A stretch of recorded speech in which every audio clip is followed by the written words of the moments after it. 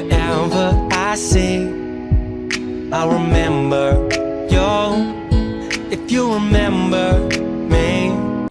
Hi guys, welcome to 7-Minute Study. In this video, I'm going to talk about what software is, explain some of its characteristics, and then I'm going to talk about few misconceptions we generally have about software.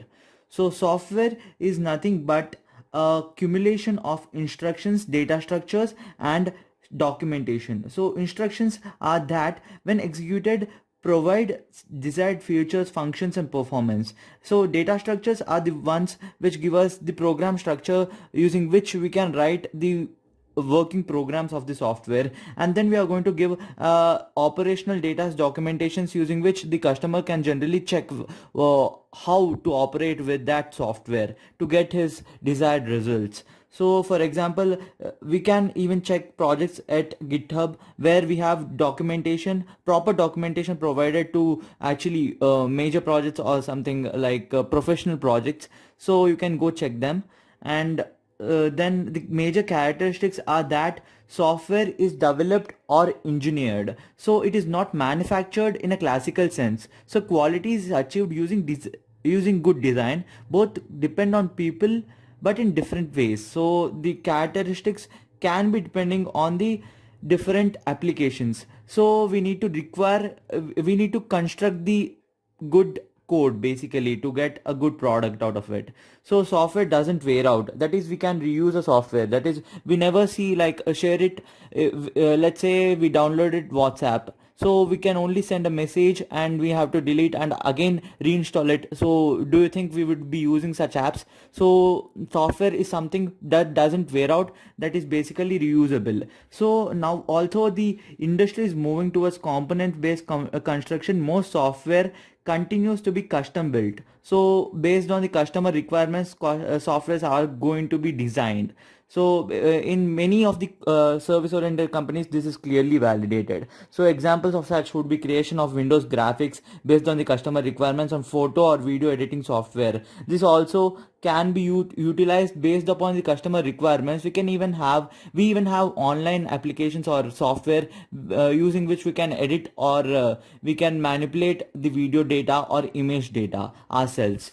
So we have different types of software existing. Basically, actually the nature of software has been evolving and changing over time. So the first kind of software would be system software, where the collection of programs written to service another collection of programs, such as compilers which processes the complex data, and operating systems which processes intermediate data.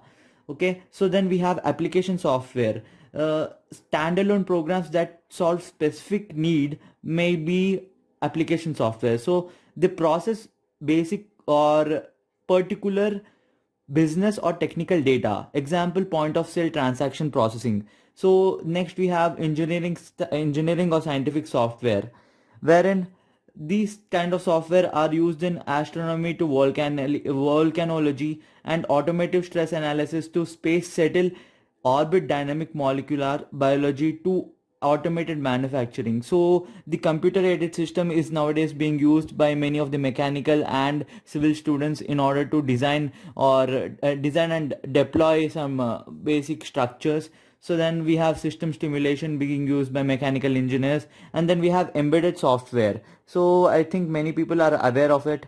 So like embedded software is nothing but a computer software written to control some microcontrollers or devices that are typically not thought as computers but actually some part of a computer or something, right?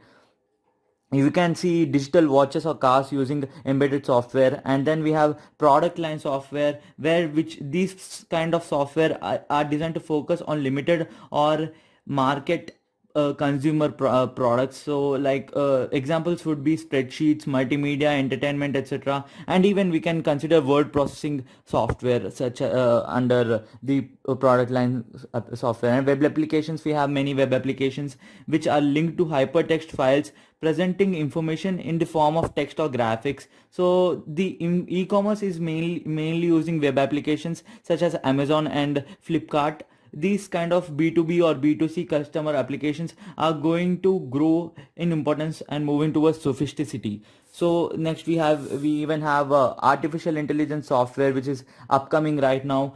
So automation is basic thing which is going to be followed here. And then we have ubiquitous computing, which is nothing but every like anytime the basic necessity of this software is to have anything anytime and everywhere. So this is contrast to desktop computing. You can say this is kind of cloud computing applications. So and then we have net sourcing. Renting or paying based on your use would be called as net sourcing. Like we have Microsoft Exchange or some podcast or broadcast, so that you can use those services or applications and pay them based upon your users. And then we have open source type documents, where the code is available on the internet, and the or the customers can access those codes freely, and then they can manipulate the data based upon their requirements. So this is what basic software is, and what are the characteristics or changes in the softwares we have been observing. So in the next video I'm going to talk about the basic software myths or misunderstandings about software.